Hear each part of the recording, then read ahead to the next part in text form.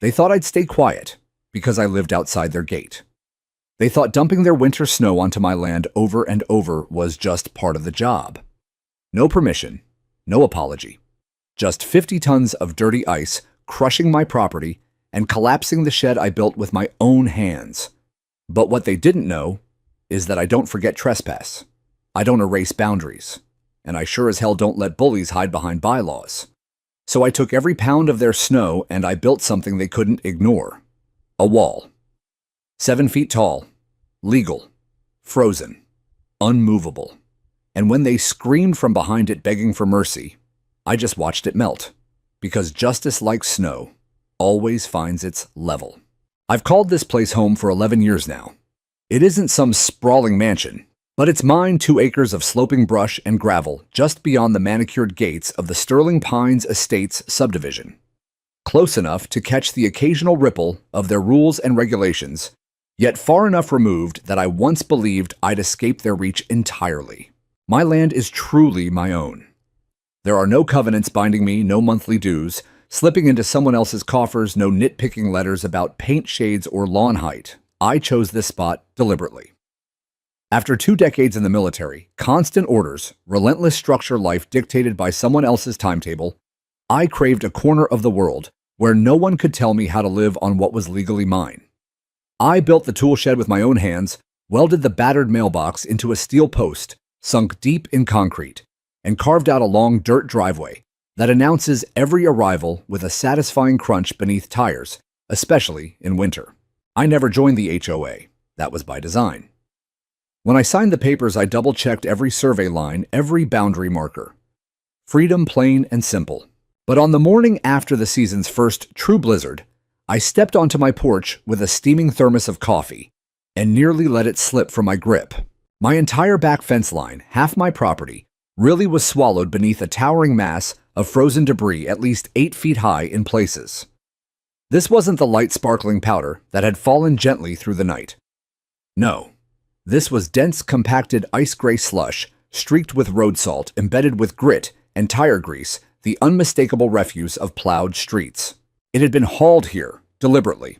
At first, I wondered if wind or gravity had simply shifted the drift from the slope above. But the evidence told a different story. Heavy grooved tracks, wide treads from a skid steer or dump truck cut straight across my land, entering from the side boundary without hesitation or permission. I followed them slowly, boots sinking into the crust until the trail vanished beneath the mound.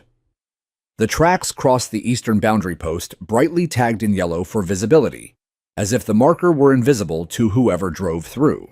No note, no apology, no warning sign. Just a mountain of someone else's winter waste, now claiming residence on my soil. I stood there in the biting cold wind, whipping crystalline flecks against my collar, trying to process the violation. It wasn't until I heard the distant beep, beep, beep of a plow's backup alarm across the road that understanding settled in my gut like lead. The HOA. Sterling Pines Estates lay directly opposite my driveway. Tidy rows of near-identical homes, uniform mailboxes, winding lanes kept pristine by a board that governed with military precision, or so they liked to think. I'd endured minor skirmishes before passive-aggressive flyers about noise when I fired up the chainsaw at dawn, veiled reminders about property lines. Nothing that ever crossed into open conflict. But this was no minor infraction. This was trespassing, property damage, unauthorized dumping on private land. I trudged back up the driveway, boots crunching through the hardened surface, and headed straight for the shed. I pulled out a folding ruler A-level and a metal survey stake I kept for remarking old fence lines. Minutes later, I was back at the northeast corner pin, measuring precisely until I reached the edge of the glacial heap. 10 feet inside my line, unmistakable. They hadn't merely allowed overflow. They had driven their plows across the county road past my clearly posted boundary and offloaded their community's burden directly onto my acreage. I went inside, kicked off my boots, and opened my laptop. The email was calm, factual, professional. To Karen.Delaney@Sterling Pines HOA.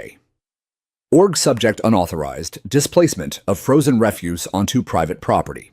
I attached photographs taken moments earlier, GPS screenshots, pinpointing the exact coordinates, and closed with a simple request. immediate removal, and assurance that this would not happen again. I didn't expect warmth. I didn't expect speed. But 2 hours later, Karen Delaney's reply landed in my inbox. Mr. Bishop, thank you for your concern. Due to limited public disposal options and ongoing emergency clearance operations, some redistribution of wintry accumulation may extend beyond HOA boundaries. We appreciate your understanding during this severe weather event. Best regards, Karen Delaney, President Sterling Pines, HOA, Redistribution. That was the word she chose, as though relocating tons of contaminated ice onto private land were a minor inevitable side effect of winter itself, rather than a calculated act of trespass. I read it 3 times. Then I stared out the window at the steaming mound salt crystals glinting faintly in the weak sunlight. The coffee in my mug had gone cold, but the anger settling in my chest burned steady and slow. This wasn't about frozen slush. It was about ownership, boundaries, respect. And I knew one thing, with absolute certainty: if I let this slide, they would bury me under their problems again and again, literally and otherwise. I created a new folder on my desktop. I named it simply Sterling Pines Winter Violations. The first photographs went in. The GPS logs, Karen's email. I wasn't sure yet where this would lead, but I was certain of one thing: I would not be buried in silence. The morning after Karen's dismissive reply, I drove into town under a sky still heavy with the threat of more winter. I needed supplies, not for revenge, not yet, but for clarity.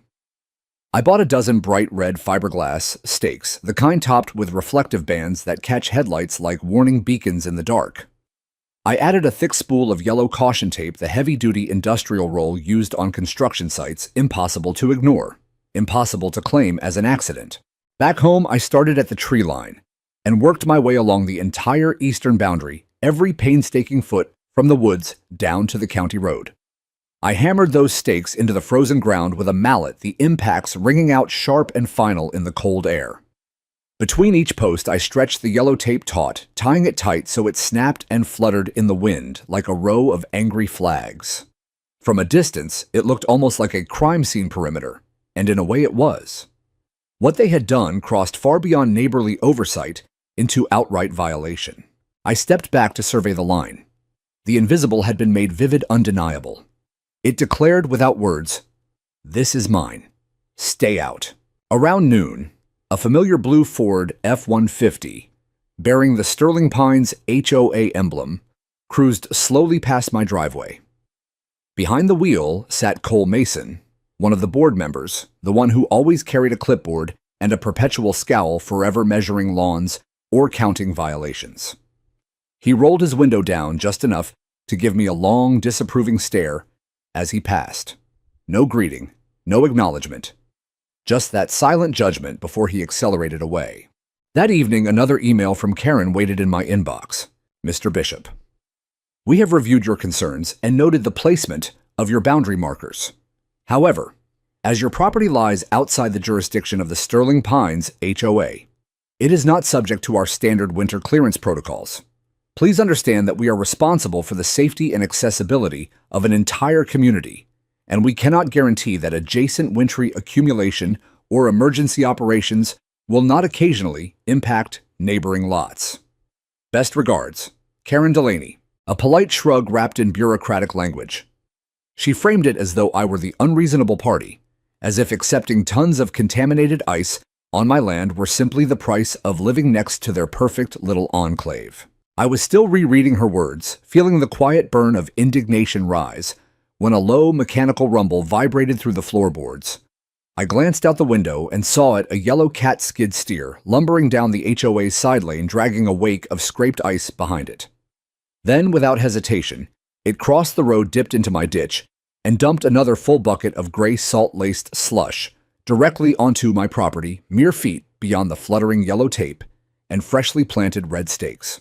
They weren't ignoring me. They were challenging me. I pulled on my coat and gloves and marched down the slope. By the time I reached the boundary, the machine was already reversing engine growling as it retreated towards Sterling Pines. The operator never slowed, never looked my way. Just executed the dump and vanished as if my presence, my markers, my land itself were irrelevant. I stood there, in the fading light breath fogging in the frigid air, and let the moment sink in. This was no accident. This was deliberate defiance. I took more photographs, close-ups, of the fresh tire grooves slicing across my line, wide shots, showing the new mound engulfing one of the red stakes like a slow-moving avalanche. I recorded a short video, my voice steady on the audio track, narrating timestamps, coordinates, and the blatant disregard on display. Evidence didn't require shouting. It only required precision. That night, I sent a second email. No pleasantries this time. Attached a PDF, compiling the latest time-stamped images, GPS data, and highlighted excerpts from the county code governing property rights and waste displacement. I closed with a single unambiguous line. Any further unauthorized displacement will be fully documented and reported to municipal authorities. Her response arrived the next morning quicker than I expected, almost as though she'd been waiting. Mr. Bishop, we have reviewed the materials you provided. While we do not share your interpretation of events, the board has voted to suspend any further displacement activity adjacent to your property for the remainder of the winter season. Please note, however, that Sterling Pines HOA accepts no liability for indirect accumulation resulting from municipal operations or natural weather patterns. Sincerely, Karen Delaney, a small concession wrapped in layers of denial. They were retreating just far enough to avoid immediate scrutiny. I recognized the tactic yield a little ground sound, reasonable, wait for the storm, literal or figurative, to pass. Then test the boundary again. I wasn't fooled. That same day, I climbed a sturdy oak at the upper edge of the slope and mounted a trail camera, high-resolution motion activated with infrared night vision. I aimed it squarely at the usual dumping zone. I created a detailed spreadsheet columns for date, time, vehicle description, and weather conditions estimated volume. Every interaction, every storm, every glimpse of HOA equipment would be logged. I even reached out quietly to an old contact from my consulting days, with the city someone in zoning enforcement, who still owed me a favor. I didn't ask for action, only clarification on procedure. I wanted to understand exactly how strong a case I could build if the ceasefire proved temporary. Part of me hoped it wouldn't come to that. Part of me hoped the markers, the emails, the cold weight of documentation had finally driven the point home. That hope lasted exactly 4 days. Then the next major storm rolled in, and with it, the illusion shattered once more. The next storm arrived on a Thursday night, fierce and unrelenting. Heavy wet flakes slammed against the windows like thrown gravel piling up fast under a wind that howled through the pines. I stayed awake late watching the security light carve pale tunnels through the swirling white, listening to branches groan under the growing weight. By dawn, the world outside was transformed, blanketed, muffled, locked in ice. And so was my land, again, deeper this time, wider. The red stakes I had hammered in with such deliberate care were completely buried, swallowed beneath 5 additional feet of compacted, salt-streaked refuse. The yellow caution tape hung in ragged shreds, some sections frozen stiff into the crystalline mass, others flapping limply like surrender flags after a lost battle. The tire tracks were fresh, unmistakable wide grooves, cutting straight through where my boundary markers had stood proud only days before. This wasn't oversight. This wasn't even defiance anymore. This was erasure. A slow, cold rage settled in my chest, not the explosive kind that shouts and slams doors, but the quiet, immovable sort that hardens over time like ice thickening on a lake. I stood at the edge of the violation that Friday morning breath fogging in the frigid air, and stared at the latest glacial heap dominating my slope. They had plowed right over my warnings, literally and figuratively. I decided then that words alone would no longer suffice. I needed a response they couldn't ignore, one built from irrefutable proof. I retreated to the shed and retrieved my old GoPro, its battery still holding charge from occasional trail use. I mounted it high on a sturdy metal pole at the upper tree line, angled precisely toward the habitual dumping zone. I connected it to a weatherproof power bank and set it to motion-triggered recording day or night.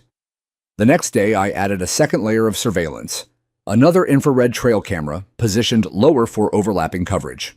No blind spots, no excuses. Then I turned to the digital battlefield. I created dated subfolders, meticulously organized.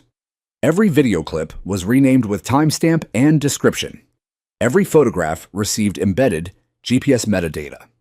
Using satellite imagery, I overlaid transparent property lines, mine in bold red, theirs in blue, and traced arrows showing the exact paths of their equipment entry points, turning radii dump locations. I built a visual chronicle that left nothing to interpretation. It took hours to reconstruct just the most recent incursions, but by the end I possessed something undeniable, a step-by-step timeline, proving that Sterling Pines HOA was engaged in repeated systematic trespass and illegal displacement of contaminated winter waste onto private land. By Sunday, I had cataloged 6 distinct violations in under 2 weeks.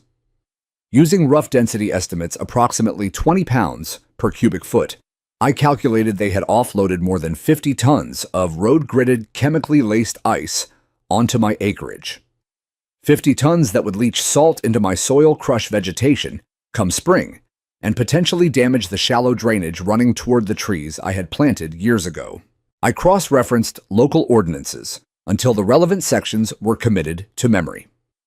County Code Section 4.12 on winter operations and waste disposal was crystal clear. No private entity, contractor, or association shall relocate accumulated ice onto adjacent private property without explicit written consent from the landowner. I had never given consent, not once, and now I had high-definition footage to prove it. Still, I held off on formal reporting. There was one question gnawing at me, one piece I needed to understand before escalating further. Why? Why go to the effort of crossing the road, navigating my ditch, climbing the gentle rise, just to unload here? Sterling Pines had designated retention areas deeper inside their own boundaries. They could have contracted proper municipal sites. So why risk the liability on a quiet non-HOA neighbor? The answer came unexpectedly, over coffee and small talk at the local hardware store. I was restocking memory cards and heavy-duty zip ties when I bumped into Ben Holtz, a snow removal contractor I'd known casually for years through American Legion events. After the usual pleasantries, I steered the conversation toward the subdivision across from my place. Sterling Pines, Ben's face tightened. Yeah, I bid on their contract last fall. Didn't get it, went to some cut-rate outfit out of county. Word is Karen Delaney pushed through a cost-saving initiative this season. They're handling everything in-house, no city disposal fees. In-house meaning? He glanced around, lowered his voice. Meaning they're supposed to stockpile internally, but everyone knows those retention basins fill fast. Rumor is they quietly arranged access to neighboring undeveloped parcels for overflow. No permits, no contracts, just convenient, empty space. Undeveloped parcels, empty space. That was their phrase for my 2 acres. To them, land without an HOA badge was fair game, unoccupied, uncomplaining, invisible. They had weighed the odds, a solitary veteran living outside their gates, minding his own business. He'll grumble, maybe send an email, but he won't fight. They miscalculated. Because I wasn't just solitary. I was methodical. I had time patience and a spine forged in harder winters than this. That night, I compiled everything into a comprehensive 8-page dossier. Full-color photographs, video frame, captures, satellite overlays, direct ordinance, quotes, and a concise narrative of events. I printed it on heavy stock, slid it into a clear weatherproof sleeve, and walked it across the road to the HOA clubhouse drop box addressed personally to Karen Delaney. No cover letter, no threats. Just the unvarnished truth laid out like evidence on a courtroom table. 3 days passed in silence. Then, on a crisp Wednesday morning, a marked sheriff's SUV eased into my gravel driveway. 2 deputies emerged. Deputy Jenkins, a solid, no-nonsense veteran I recognized from previous minor calls in the area, and a younger trainee at his side. They were courteous, but official. "Morning," Mr. Bishop Jenkins began. "We received a report concerning potential obstruction of emergency routes and interference with snow removal operations. Mind if we take a look around?" I invited them in without hesitation. Over coffee at my kitchen table, I walked them through the entire timeline, dates, images, videos, code violations. They watched the footage in silence, brows furrowing deeper with each clip of HOA equipment crossing my line. When I finished, Jenkins closed his notebook slowly. "Between you and me," he said, "this doesn't look like a criminal matter on your end. If anything, you've built a textbook civil case, repeated trespass, After written warnings, strong one. I've warned them multiple times, I confirmed. Email certified letter hand-delivered report. They left with digital copies of everything and a promise to log it properly. I watched their SUV pull away, only to stop briefly at the clubhouse where Karen waited in her signature red blazer, gesturing animatedly. Jenkins listened, nodded once, then drove off without further engagement. I didn't know what she'd hoped to achieve by calling them on me. Intimidation, perhaps, a show of authority. But all she accomplished was adding another official record to my growing file. Because this wasn't over. They weren't just displacing winter waste. They were displacing responsibility. And sooner or later, I intended to return all of it right back to their doorstep. The pristine white envelope arrived without fanfare, slid quietly into my mailbox by some unseen hand. Embossed lettering gleamed across the top: Sterling Pines Homeowners Association. Official board correspondence. No stamp, no postmark, just the subtle scent of entitlement that seemed to cling to everything they produced. I let it sit on the kitchen counter for a while, brewing fresh coffee and watching frost etch delicate patterns across the window pane. I'd learned long ago not to rush into battles. Sometimes the wisest move is to let the enemy reveal their hand first. When I finally slid it open, the words inside were exactly what I expected: polished, veiled, and sharp. Subject: cease and desist. Interference with community operations. Mr. Bishop. It has come to the board's attention that your recent activities, including the erection of physical markers, ongoing video surveillance of association equipment and personnel, and repeated documentation efforts, have generated unnecessary tension and may pose a safety risk to residents and contractors. You are hereby directed to immediately cease all recording, unauthorized monitoring, and any actions that could be construed as interference with essential seasonal maintenance or emergency access routes. Non-compliance may prompt appropriate legal measures. Sincerely, the Board of Directors, Sterling Pines HOA. Classic HOA maneuvering, vague enough to sound ominous, specific enough to intimidate. Unauthorized surveillance on my own trees, facing my own land. Interference with operations that were already illegal. They were flipping the script, painting me as the aggressor for daring to defend what was mine. It didn't frighten me. It clarified everything. I added the letter to my expanding archive and opened my laptop once more. That evening, I dove deep into their world. I downloaded the full Sterling Pines HOA bylaws, hundreds of pages of covenants, restrictions, and appendices. Buried in Section 7 was the clause requiring annual submission of snow removal contracts to the city, complete with verified disposal sites that did not encroach on municipal roads or private property. Failure to comply, potential fines, revoked permits, board liability. I expanded my search to the county code archives and found Chapter 12.14, unlawful use of private land for waste disposal. Repeated trespass for the purpose of offloading refuse, including seasonal ice, was explicitly cited as grounds for civil action and mandatory municipal inspection. I picked up the phone and called Dana, an old colleague from a zoning reform project years back. She'd moved into code enforcement consulting and still had contacts downtown. Without spilling every detail, I described the pattern: repeated incursions, warnings, ignored, documented equipment crossings. What you're outlining, she said carefully, sounds like a textbook land use violation. With timestamps, mapping, and footage, you could file tomorrow and have a strong shot at enforcement. I'm not there yet, I replied, but I'm building the foundation. Smart, she said. Layer it thick. They'll lawyer up fast. I thanked her and hung up, already sketching the framework for a formal complaint. That same night, another plow rumbled through the darkness, but this time it paused at the edge of the county road, engine idling like it was second-guessing itself. The blade pushed a wide bank along the curb, hovering uncertainly for finally reversing and retreating into the subdivision. No new mound appeared on my slope. They were wavering. It was progress, but I knew better than to celebrate. People who wield petty power rarely surrender it gracefully. The following morning, I mailed a certified letter, old school, trackable, undeniable, to the HOA clubhouse. Enclosed. A bullet point summary of the 6 documented violations. A high-resolution map with boundary lines and incursion paths highlighted. Printed excerpts from the relevant statutes. And a concise final notice. Effective immediately. Any additional unauthorized displacement onto my property will trigger direct reporting to the City of Rosegate Land Use Enforcement Division. I will also pursue full recovery of damages stemming from property degradation, structural impacts, and unlawful environmental contamination. Consider this official notification. I kept the signing receipt, the tracking number, every scrap. Over the weekend, a crew arrived, not city trucks, but a private landscaping company wearing Sterling Pines vests. They spent hours with shovels and snowblowers chipping away at the edges of the massive heaps on my land.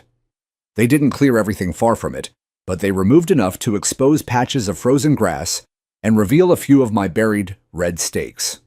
It wasn't restoration. It was damage control. A quiet concession. I watched from the porch, thermos in hand, offering no words, no gestures. Karen didn't appear. Cole didn't drive by. But the message had landed. Still, a restlessness lingered. This wasn't merely about my acreage anymore. It was about the mindset, the casual assumption that anyone outside their gated bubble was disposable, that rules applied only when convenient. And then came the storm none of them anticipated. The one that didn't bury my land. It buried theirs. The nor'easter slammed in without mercy, a rare inland beast packing wet, concrete-heavy accumulation, followed by a flash freeze that turned every surface into armored glass. 30 inches in a single night, branches snapping like gunfire power lines sagging under the crushing load. I've weathered worse in my life deployments, where winter wasn't an inconvenience, but a lethal adversary. I respect storms the way you respect a predator. You don't provoke it, but you prepare. That morning, I layered up and stepped into a hushed, white-locked world. My breath hung thick in the air as I crunched along the back path toward the tree line. When I rounded the corner and saw the shed, or rather the place where it had stood, something tight gripped my chest. The roof had imploded under the compounded weight weeks of their illegal heaps, topped by nature's final blow. The metal frame buckled inward like crushed foil walls, caved hinges ripped from their mounts, plywood splintered and half entombed. Tools scattered. My late wife's old gardening gear, trowels she'd loved, pots she'd painted buried beneath the wreckage. It wasn't just storage lost. It was history, memory, a structure that had endured every season since I'd built it. Crushed not by the storm alone, but by the pattern, the relentless, sanctioned disregard that had piled burden upon burden until something finally broke. The quiet rage I'd carried for weeks crystallized into resolve. This wasn't property damage anymore. This was the breaking point. I turned back to the house boots, carving deep tracks, and sat at my desk. No more measured emails. No more certified warnings. I opened a new document and began drafting a formal incident report to the city, complete with every date, every frame, every calculated ton, and now the collapsed shed with repair estimates attached. I included a direct request for immediate municipal inspection of Sterling Pines' winter disposal practices. I didn't send it, not yet. First, I had one final task. I needed them to feel the weight they'd forced on me. I needed to hand it back load by careful load. I fired up my compact track loader, the one I'd bought used for driveway work, and listened to its engine growl awake. Then I began scooping their refuse, their salt-laced, contaminated debris, and moving it with deliberate precision. Not across their line, but right up to it, where it would matter most. I began with the frozen debris closest to my eastern boundary, the same contaminated heaps they had repeatedly offloaded over the past month. Bucket by bucket, I scooped the dense, salt-crusted refuse, the gritty slush that carried the scent of diesel and de-icer. My loader's engine growled low and steady as I maneuvered carefully, never once crossing into their pavement. I stayed firmly on my side of the line, every movement deliberate, every load calculated. Their only true exit, Pinecone Circle, curved gently downhill from the heart of Sterling Pines, funneling all 30-odd households toward the main county road. At the point where their asphalt met my gravel shoulder, the space narrowed just enough to be vulnerable. Just wide enough for what I had in mind. A barricade. I dumped the first loads along that shoulder, then used the blade to pack them tight, compressing the mass into a solid core. Second passes layered more height and depth. By late afternoon, I had sculpted a formidable wall, nearly 7 feet tall, 10 feet thick at the base, a compacted glacier of their own making. For good measure, I sprayed water across the surface from my garden hose, letting the plunging temperatures seal it with a hard, glassy crust that gleamed under the weak winter sun. I double-checked everything with my handheld GPS unit. The entire structure sat inches inside my surveyed line, not one flake encroached on their road. Legally untouchable. Practically devastating. By dusk, the barricade stood complete, a frozen monument bisecting their escape route. From the road, it looked as though a chunk of Arctic ridge had calved off and planted itself exactly where it would cause maximum inconvenience. I shut down the loader, stepped back, and allowed myself the faintest sense of equilibrium. For the first time in weeks, the weight pressing down on me had shifted. That night, I slept deeply, the kind of rest that comes when action finally aligns with conviction. Morning brought the payoff. It started with distant shouts muffled through the trees, then escalated into a symphony of slamming doors, spinning tires, and revving engines. By the time I carried my coffee onto the porch, the performance was in full swing. A cluster of residents had gathered at the base of the wall, bundled in expensive parkas and clutching travel mugs, staring up at the icy barrier as though it had materialized from another dimension. A white SUV sporting an HOA decal was already mired in a slush, pocket tires whining uselessly. At the forefront stood Karen Delaney, red blazer vivid against the white gloves, stripped off arms, waving like signal flags. "He's blocked the entire road," she shrieked, voice carrying clear across the divide. "This is criminal. We have children trapped in here." A man I vaguely recognized from past zoning hearings shook his head. "It's not on the road, Karen. Look, it stops right at the white line. That's his property." "It's obstructing access," she snapped. Another voice, quieter but sharp enough to cut through, kind of like the way our plows obstructed his shed. The crowd rippled. A few heads turned toward the collapsed structure, visible in the distance, behind my house. Karen's mouth opened, then closed without a retort. Someone else, a woman cradling a toddler on her hip, murmured, "Is that our snow?" Karen offered no answer. I remained on the porch, silent steam rising from my mug. I didn't wave. I didn't smile. I simply observed as confusion and frustration, once aimed solely at me, began to fracture and redirect. The wall held for 3 full days. 3 days of bottled-up deliveries, canceled appointments, residents forced to park on the main road, and trudge hundreds of yards through drifts.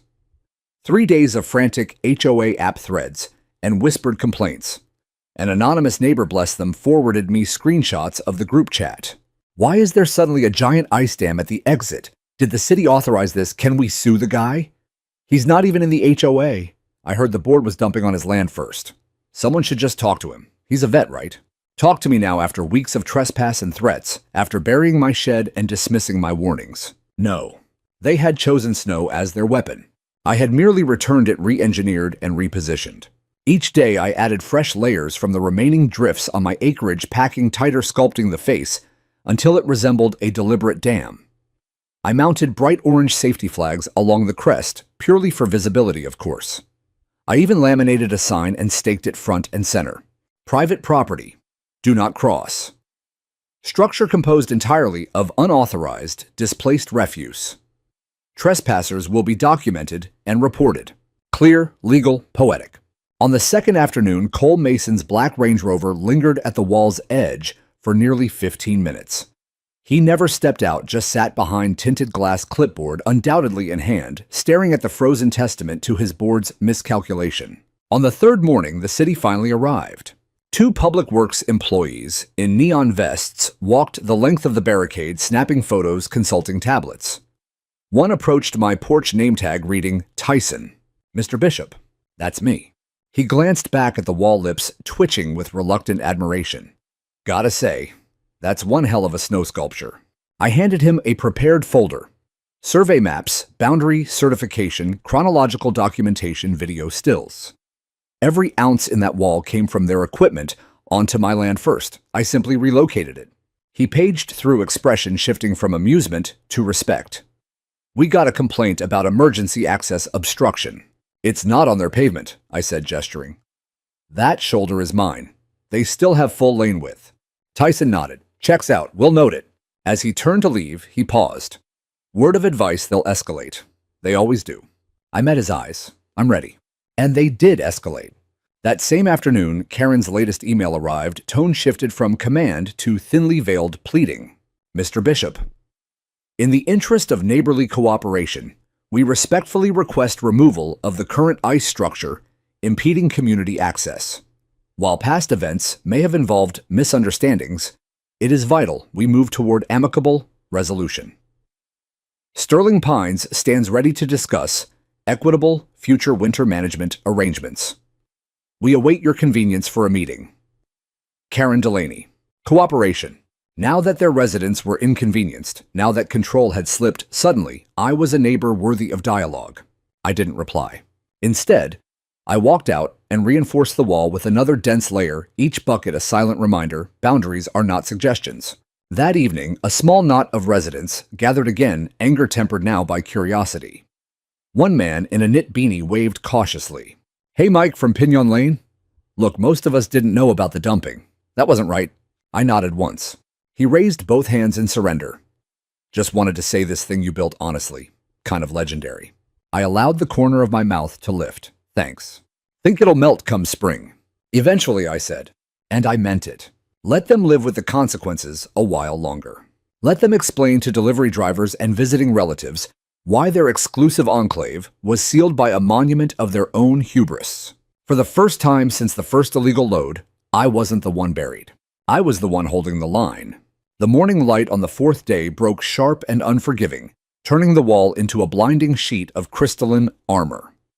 Overnight cold had polished its surface to a mirror finish, throwing back reflections of bare branches and pale sky. It no longer resembled a mere pile of relocated refuse. It stood like a deliberate fortification, a silent sentinel marking the exact edge of what was mine. To them it was sabotage. To me it was just as frozen patient and unyielding. That was the morning Karen finally shattered. I was in the garage, sorting through the splintered remains of the shed, separating salvageable tools from twisted metal, when the shouting erupted. Not the distant grumbling of frustrated residents, but a raw, piercing tirade that cut through the still air like a blade. I stepped outside rag in hand and saw her planted at the base of the wall, boots sunk in the shoulder drift, face flushed crimson against the white expanse. "This is illegal!" she screamed, voice cracking with fury and something closer to desperation. "You can't seal off an entire community. You're deranged!" Steam billowed from her mouth in furious clouds. Her signature red blazer looked almost violent against the monochrome landscape hair escaping its tight bun in wild strands. I stayed on the porch unmoving. She stalked closer, halting just shy of the boundary, as if an invisible force field held her back. This is endangerment. What about ambulances? Fire trucks? Lives are at stake here. Then they'll use the secondary access, I replied, voice level. There is no secondary access, she shrieked. You know that. I tilted my head slightly. Design flaw, then. Something the HOA board should have addressed during planning. Her eyes bulged. You think this is a joke? You're toying with people's safety? No, I said. You started toying with mine the moment you turned my land into your landfill. 30 tons, Karen. 30 tons that crushed my shed. That was accidental runoff. I have video of your contractors crossing my line 6 separate times. Deliberate, documented. She flung her arms wide, nearly slipping on the ice. We're suing you. This ends today. Excellent, I answered. Discovery will be fascinating.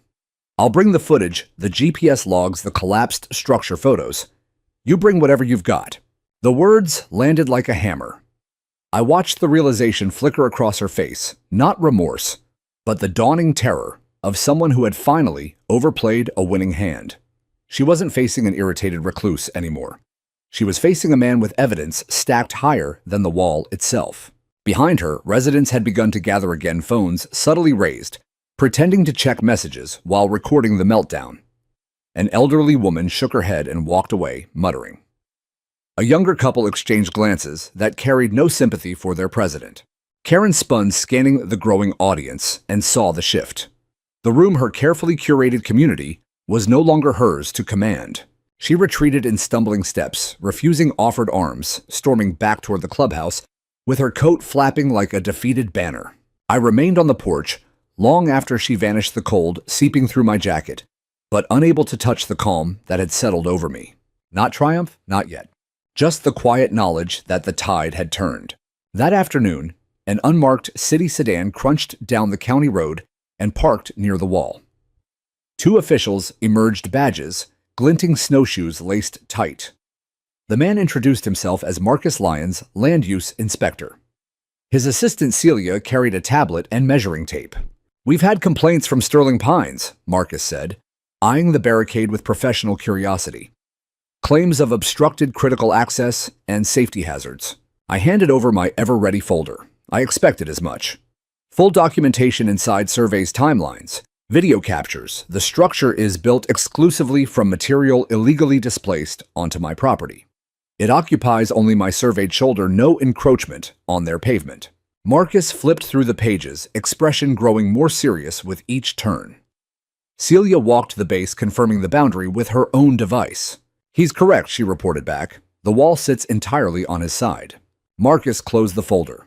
"We'll need to confer with both parties, but preliminarily, you've stayed within your rights. Impressively so." "I've had time to prepare," I said. He gave a small nod of understanding. "Expect official correspondence soon." They departed without drama, leaving the wall untouched. That night, I stood at its crest with a lantern surveying the darkened subdivision beyond. Streetlights cast weak pools on stalled vehicles and empty cul-de-sacs. No plows moved, no new heaps appeared on my slope. Silence reigned, not the fragile hush before another violation, but the heavier quiet that follows a decisive stand. Yet I knew better than to declare victory. People like Karen do not yield gracefully. When cornered, they lash out with process, with lawyers with every tool their position affords. And true to form, the knock came 2 days later, just before noon. 3 measured raps on my door, the kind that carry authority. I opened it to find Deputy Jenkins again, flanked by his younger partner. They looked colder than last time, scanning the wall in the background with renewed interest. "Mr. Bishop," Jenkins began, "we're responding to a welfare check request from the HOA along with renewed concerns about route obstruction. Mind if we step inside for a few questions?" Welfare check. Karen's latest gambit reframed me as unstable, perhaps even dangerous. If she couldn't win on facts, she'd try fear. I swung the door wide. "Come in. Coffee's fresh." At the kitchen table with my comprehensive folder already waiting, I laid everything out once more, calmly, chronologically. The deputies watched the footage, reviewed the maps, read the ordinances. When Jenkins spoke again, his tone carried no accusation. "You've been thorough." Had to be. And the wall's purpose? Relocation of unauthorized material back to the boundary. No further. The younger deputy suppressed a grin. Jenkins shot him a look, then closed his notepad. "We'll classify this as a civil matter," he said. "No criminal violation on your part. Clear documentation." As they rose to leave, Jenkins paused. "Off the record, I've fielded more calls from that HOA this winter than the last 5 years combined. This wall's the first one that actually made sense." I allowed a faint smile. "Tell Karen I offer snow sculpting services, veteran discount." He chuckled all the way to the cruiser. Later that day, a plain sheet of paper appeared in my mailbox. No envelope, just folded once. "Mr. Bishop." Many of us only learned the full story recently. "We thought you were just being difficult. We didn't know about the repeated dumping the shed. None of it. That wasn't fair. It wasn't right. I'm sorry." A neighbor. Unsigned, but genuine. I hadn't sought allies. I hadn't needed applause. But the crack in their united front was widening. By week's end, the wall had earned its own folklore. Local Facebook groups buzzed with photos. Someone dubbed it the Great Sterling Pines Ice Barrier and pinned it on Google Maps. Teenagers posed for selfies. A Snow Karen effigy appeared one morning, red scarf flailing arm's tiny clipboard. I left it all untouched. I added one final reinforcement layer, packing it denser higher. Not out of anger anymore. Out of principle. I had taken their weapon, their careless, contaminated burden, and forged it into something unbreakable. Evidence, patience, resolve. And now the law, the neighbors, even the weather itself stood on my side. Karen was running out of moves, and I was just getting started. The cracks in Sterling Pines' facade spread faster than meltwater in spring. First came the official letter from the city, delivered in a crisp envelope bearing the municipal seal. It announced a formal inquiry under Code 12-14-5, improper waste displacement by private association. The notice cited preliminary review of submitted evidence and multiple citizen reports, and stated that Rosegate would investigate the HOA's winter operations in full. I had never filed a public complaint, but I had quietly forwarded copies of my dossier timestamped videos, GPS overlays, ordnance violations to the channels Dana had suggested. No fanfare. Just steady, methodical submissions. Truth delivered one irrefutable piece at a time. Karen had not been ready for the spotlight. The next sign of fracture arrived via email, not from her, but from her attorney. Mr. Bishop, I have been retained by the Sterling Pines Homeowners Association. My client acknowledges your allegations and the pending municipal review. In the interest of de-escalation and community harmony, we propose a confidential meeting to explore mutually acceptable resolution options. Please advise of your availability. Angela Brine, Esquire. No denial, no counter-threats. Just the polite language of someone who knows the ground is shifting beneath them. I did not respond. Private deals and quiet handshakes were not what this had ever been about. This was about accountability, public recorded, permanent. 2 days later, Public Works crews arrived with laser scanners, soil probes, and clipboards. They ignored my property entirely and focused on the subdivision's internal zones, the community green space retention basin, bone dry and snow-free. The back slope behind the clubhouse, the narrow green strips that were never meant for heavy storage. Within hours, the violations piled up like fresh drifts. Failure to designate proper disposal sites. Proximity of contaminated refuse to protected watershed areas. Absence of filed annual winter management plan. Documented trespass onto adjacent private land. The city slapped a preliminary $12,000. Fine on the HOA modest by their standards, but the symbolism was devastating. For the first time in their polished history, Sterling Pines was officially cited, on the record, exposed. That Friday night, Karen called an emergency membership meeting in the clubhouse. Normally, these gatherings were sedate affairs, scented candles, perfectly arranged chairs, a coffee urn bubbling politely. This time, cars overflowed the lot and lined the streets. Residents queued out the door, bundled against the cold faces, tight with questions. I stayed home. But Ben Holtz, my snowplow contractor friend, kept me updated in real time. His cousin lived on Pinion Lane and was inside. Karen's up there spinning it as a regrettable oversight due to extreme weather, Ben texted. Crowd isn't having it. Someone just asked why the retention basin was empty, while his shed got crushed. She went pale. Then a guy demanded to see the dumping contracts. She couldn't produce them. It's getting ugly, man. The final message came after midnight. They just took a vote. Suspended her as president pending full review. Interim board to take over next week. I set the phone down and walked out to the porch. The wall still stood glistening under the moonlight edges, softened slightly by daytime thaw, but core solid as ever. A monument not just to their refuse, but to their unraveling.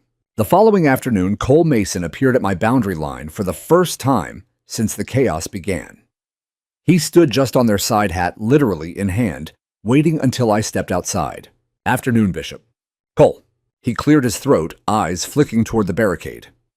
The board, what's left of it, sent me. Nobody saw this snowballing the way it did. I waited. We didn't know the full extent, he continued. The shed collapsing the volume. We were following Karen's lead.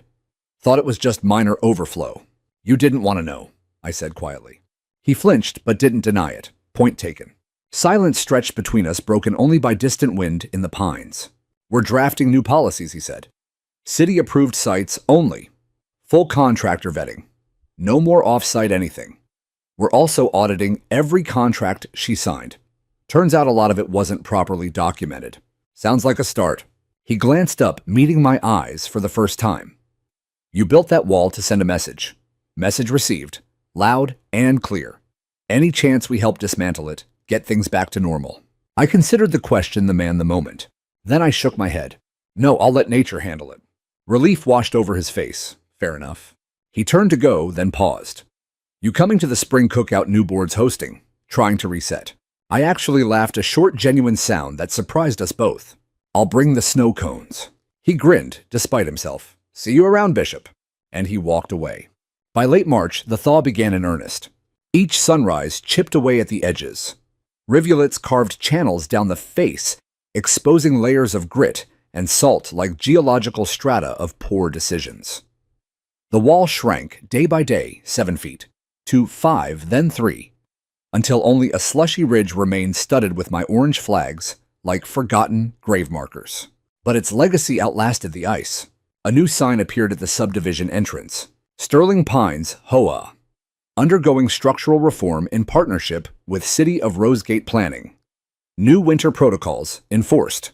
No off-site displacement permitted. Not an apology, but accountability in black and white. The city closed its investigation with a final letter HOA found at fault mandatory policy. Overhaul boundary respect training for all contractors. I framed it and hung it inside the half-rebuilt shed. Karen vanished from sight. Rumors placed her in Sarasota, staying with family. Some said indefinite leave. Others whispered lawsuits that never materialized. It didn't matter. Her authority had melted faster than the wall. One gray April morning, a familiar car eased into my driveway. Not an HOA vehicle. Her husband. He climbed out in civilian clothes, jean sweater, no clipboard, no blazer in sight. He looked older than I remembered, carrying a small paper bag. "Won't keep you long," he said. "Karen's gone. Moved down to Florida last week. Permanent, far as I know." I nodded. He held out the bag. Inside was a single sheet of heavy linen paper, her handwriting unmistakable. I was wrong. I didn't listen. I believe my position allowed me to redraw lines that weren't mine to move. "You showed me what a real boundary looks like. I'm sorry. Karen." I read it twice. The words were spare, almost fragile. "She wanted you to have that," he said. "And this." He produced an envelope, cash for shed repairs. I didn't take it. "I'll rebuild it myself." He understood. "Thought you might say that." He left as quietly as he'd come. That apology, hollow or heartfelt, didn't change what had happened, but it confirmed what I already knew. The wall had done its work, not just in ice and salt, but in consequence, in reminder, in the simple, unshakable truth that one person armed with patience and proof could force an entire system to confront itself and win. Spring arrived not with a roar, but with a steady drip, relentless, patient, inevitable. By mid-April, the once imposing wall had dwindled to a low, tired ridge of gray slush, pocked with embedded gravel and the faded remnants of my orange flags. Patches of stubborn grass emerged beneath it, bent and yellowed, but unbroken, pushing toward the strengthening sun. I never laid a hand on it to hasten the end. I let the seasons do their work the same way evidence and consequence had done theirs. The earth, it turns out, is remarkably resilient when finally relieved of someone else's burden. The subdivision changed too. People passed my driveway more slowly now. Windows rolled down on warm days. Hands lifted in cautious waves. Some stopped altogether, mail carriers with a quick nod, dog walkers offering small talk about the weather. I received a tin of homemade muffins from the woman on Alder Lane, a six-pack and charcoal from Mike on Pinion Lane. A hand-drawn card from a kid named Spencer slid under my door one afternoon, a crayon rendering of the wall with a stick figure me standing triumphant beside a tiny loader. Scrawled beneath, "Coolest thing ever." I kept the card on my fridge. The new HOA board wasted no time signaling reform. Laura Wilkins, quiet, competent with a background in real estate, took the interim presidency and made it permanent. One of her first acts was a community-wide email outlining the revised winter protocols, city-vetted disposal, only full transparency on contracts, mandatory boundary training for every contractor. No exceptions. A week later, a discreet plaque appeared near the clubhouse entrance alongside the reform sign. In recognition of community feedback and municipal guidance, Sterling Pines commits to responsible, neighbor-inclusive operations. Still no direct apology to me, but the subtext was unmistakable. I began rebuilding the shed in earnest, not in haste, not with prefab shortcuts. I worked weekends and evenings, cutting each beam by hand, pouring deeper concrete footings, framing a steeper roof with reinforced trusses. I used pressure-treated lumber throughout galvanized hardware that wouldn't rust, metal roofing in a dark green that blended with the pines. It rose stronger than before, taller doors, better ventilation, a small overhang porch where I could sit out of the rain. One Saturday, an older gentleman I'd never met shuffled up the driveway with a thermos and offered to hold boards while I drilled. We didn't talk much, just measurements and the occasional grunt, but the help was welcome. By early May, the structure stood complete, solid, and square against the skyline. On the inside wall near the new workbench, I mounted a small bronze plaque I'd had engraved downtown. Private land. Respected boundaries. Winter 2025. It caught the light whenever I opened the door. Mike dropped by one sunny afternoon with that six-pack and a grin. "Whole vibe's different now," he said, cracking open a beer on my new porch step. Board meetings are actually boring again. Laura runs them like a business, not a dictatorship. I took the offered bottle. Good. "You should come to the cookout next month. They're inviting everyone inside the gates or not, trying to rebuild trust." I considered it watching dragonflies skim over the recovering grass where tons of refuse had once sat. "I'll think about it." He laughed. "Fair enough." A few weeks later, the formal invitation arrived, thick cardstock, tasteful font. Laura's handwritten note on the back. "Mr. Bishop, we know you're not a member of the HOA, and you never will be. But you're part of this broader neighborhood, and we'd be honored if you joined us for the spring gathering. No agendas, just food, music, and a fresh start. Hope to see you there. Laura Wilkins, President Sterling Pines, HOA." I went. Not for forgiveness, I hadn't offered it, and they hadn't asked. I went to see the change with my own eyes. The cookout sprawled across the clubhouse lawn, picnic tables, under string lights, smoke curling from grills. Kids chasing fireflies as dusk settled. Burgers sizzled. Someone had set up cornhole boards and a playlist of classic rock. Residents mingled in small clusters, laughter carrying on the warm air. No one mentioned the wall directly, but it hovered in every glance, my way, respectful nods, quick smiles, the occasional "glad you could make it." Plates were pressed into my hands, unasked. A cold drink appeared whenever mine ran low. Laura found me near the dessert table. "I read every page you submitted to the city," she said quietly. "The detail. It was extraordinary." "Had to be," I replied. She nodded. "If we ever forget again, I hope someone holds us accountable the same way." "Let's hope it doesn't come to that." We left it there. As night deepened, I slipped away early, walking the gravel road back to my land, under a sky thick with stars. The subdivision lights glowed softly behind me, contained, no longer spilling over boundaries drawn long ago. My property felt different too.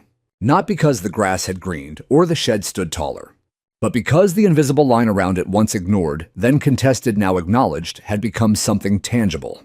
A psychological border. A social one. They no longer tested it. They no longer assumed.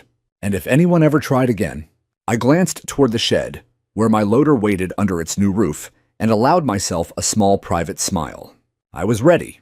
Summer settled in fully by June, the kind of warm, languid days that made the winter feel like a distant nightmare.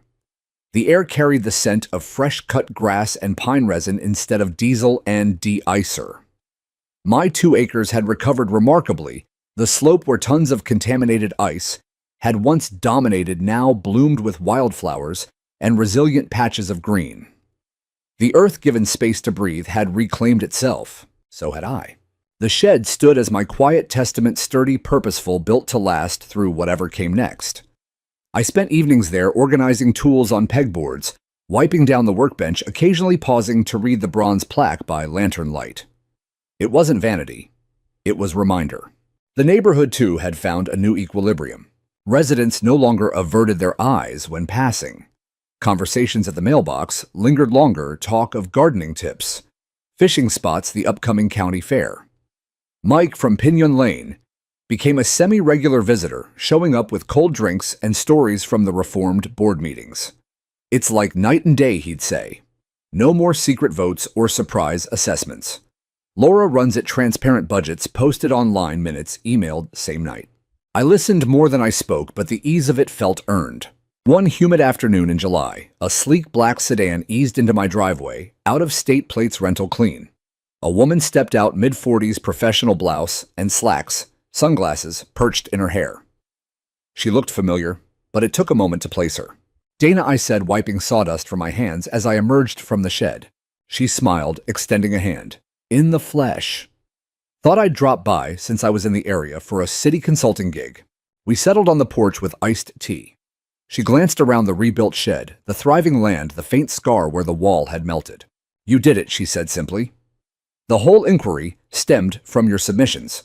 They're using your documentation as a training case now, how not to manage winter operations." I shrugged. "Just wanted my property back." "More than that," she countered. "You exposed a pattern. Other subdivisions are auditing their boards because of this. Quiet ripple effect." We talked shop for a while, code updates, enforcement trends before she stood to leave. If you ever want to consult again, she said, doors are open.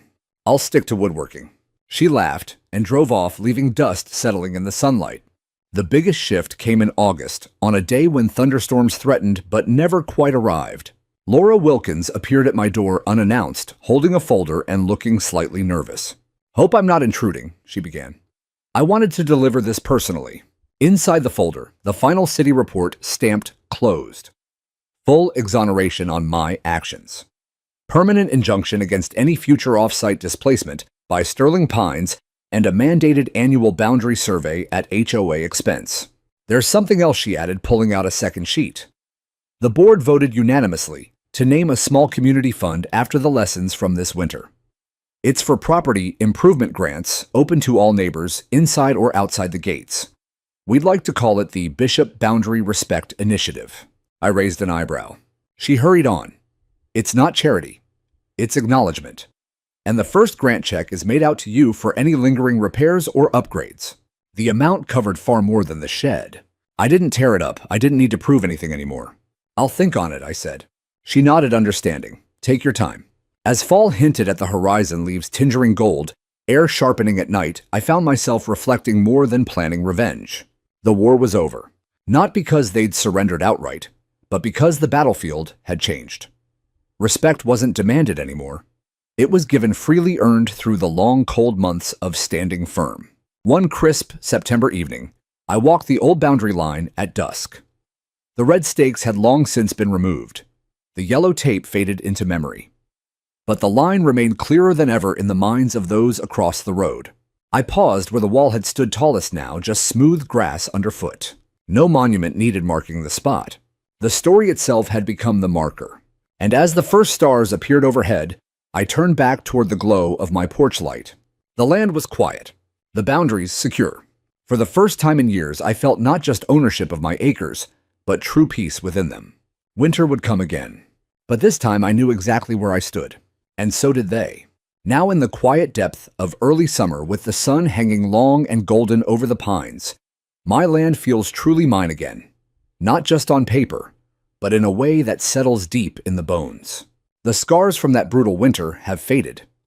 The slope where the glacial heaps once loomed is now a sweep of vibrant green, dotted with black-eyed Susans and Queen Anne's lace that sway in the breeze. The driveway crunches the same as always under my boots, but the sound carries no tension anymore. The shed stands proud, stronger, straighter, its new roof catching the light like a promise kept. I spend evenings on its small overhang porch, coffee cooling beside me, watching fireflies blink across the field. The bronze plaque glints whenever the door swings open. Private land, respected boundaries. Winter 2025. It isn't there for show. It's there for memory. For the nights I sat inside, compiling evidence while the wind howled. For the morning I stared at the collapsed ruin and decided enough was enough. Across the road, Sterling Pines hums with a different energy now. Cars slow as they pass my mailbox. Windows roll down. Hands wave without hesitation. Conversations start easily about the best spot for bass in the nearby creek, or how the wild raspberries are coming in thick this year. I've become, almost without trying, part of the fabric again. Not inside their gates, never that. But acknowledged, seen. Mike still drops by with cold drinks and updates. The new board under Laura runs like clockwork. Budgets, public decisions voted openly, contractors held to ironclad rules. No one speaks Karen's name anymore. She remains a ghost in Florida, her red blazer and sharp commands dissolved like the wall itself. The cookout invitation turned into something regular, informal gatherings, where the fence line blurs for an evening. I show up when I feel like it. I leave when I'm ready. No one presses, no one assumes. One warm August night after a barbecue that spilled laughter into the dark, Laura walked me to the edge of the clubhouse lawn. "We still talk about it, you know," she said softly. Not the wall itself, but what it taught us. That rules only work when everyone respects the same lines. I nodded. Lines have to be real to matter. She smiled. You made ours real again. We parted with a quiet handshake, no speeches, no ceremony. Just understanding. These days, when storms roll in, thunder rumbling over the ridges, rain lashing the windows, I don't tense the way I used to. I don't check the tree line for headlights or listen for the growl of heavy equipment. The cameras are still there tucked in the branches, but their memory cards gather dust.